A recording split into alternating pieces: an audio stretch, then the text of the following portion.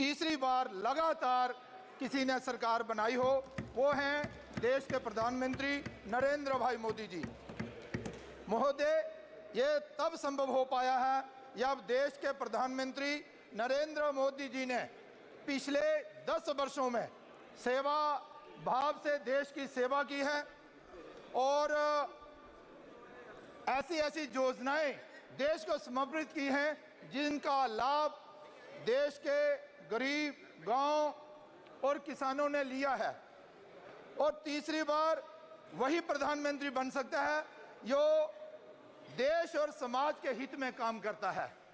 और महोदय, ये जनता है, ये सब जानती है कि किसको कहां बिठाना है और उन्होंने जिसको जहां बिठाना था वहां बिठाया भी है और दिख भी रहा है।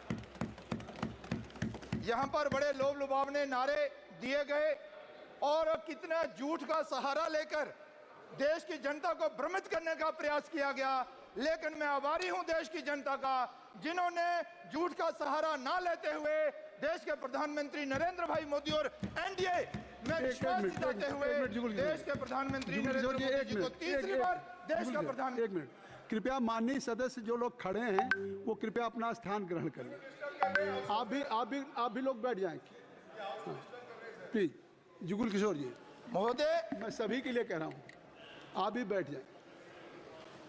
महोदय, मैं इस गरिमामयी सदन के समक्ष माननीय मंत्री श्रीमती निर्मला सीतारमण जी द्वारा प्रस्तुत किए गए बजट 2024-25 के वित्तीय बजट पर बोलने के लिए उपस्थित हुआ हूं और उसका समर्थन भी करता हूं और जिनका मैं आभार भी प्रकट करता हूं। महोदय, सबसे पहले मैं माननीय प्रधानमंत्री श्रीमान नरेंद्र भाई मोदी जी का धन्यवाद और आभार प्रकट करना चाहता हूं, जिनके नेतृत्व में निर्मला सीतारमण जी ने सभी प्रमुख बातों को ध्यान में रखते हुए 7वीं बार वित्तीय बजट सदन के समक्ष जो है वो प्रस्तुत किया है। ये बजट सामाजिक और आर्थिक दृष्टि से महत्वपूर्ण है। इसके द्वारा लोगों के प्रति सरकार की पारदर्शिता और जवाबदेही पता चलती है। महोदय, ये बजट जो है वो विकसित भारत बनाने में कारगर सिद्ध होगा और बहुत ही उपयोगी होगा।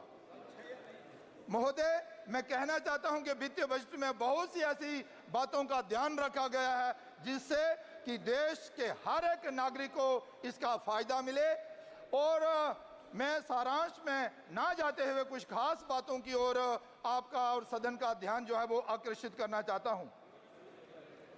महोदय, मैं कहना चाहता हूं कि इस बजट में कुछ विशेष बातें जो हैं उनकी ओर ध्यान दिया गया है और भरपूर अवसर का सृजन करने के लिए निम्नलिखित 9 प्राथमिकताओं के संबंध में सतत प्रयासों की परिकल्पना भी की गई है।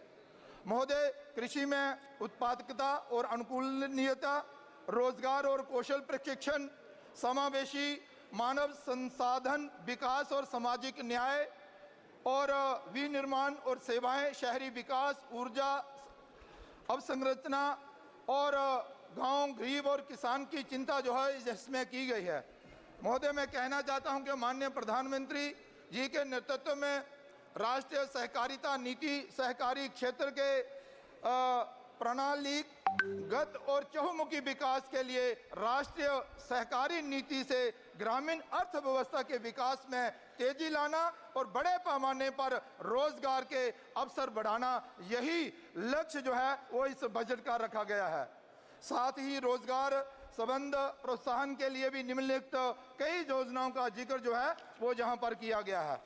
महोदय, मैं कहना चाहता हूं कि कौशल प्रशिक्षण प्रधानमंत्री पैकेज के अंतर्गत चौथी योजना के रूप में राज्य सरकारों और उद्योग के सहयोग से कौशल प्रशिक्षण के लिए केंद्र द्वारा प्रायोजित कई नई योजनाएं बढ़ाई जाएंगी और बेहद खुशी की बात यह है कि 5 वर्षों में ये अवधि में कई लाख युवाओं को कौशल प्रशिक्षण जो है वो दिया जाएगा और कौशल प्रशिक्षण ऋण की सुविधा भी जहां पर जो है वो उपलब्ध जो है वो करवाई गई है। महोदय, मैं कहना चाहता हूं कि जम्मू कश्मीर का बजट जो है वो भी पेश किया गया है, उस पर भी जहां पर चर्चा हो रही है।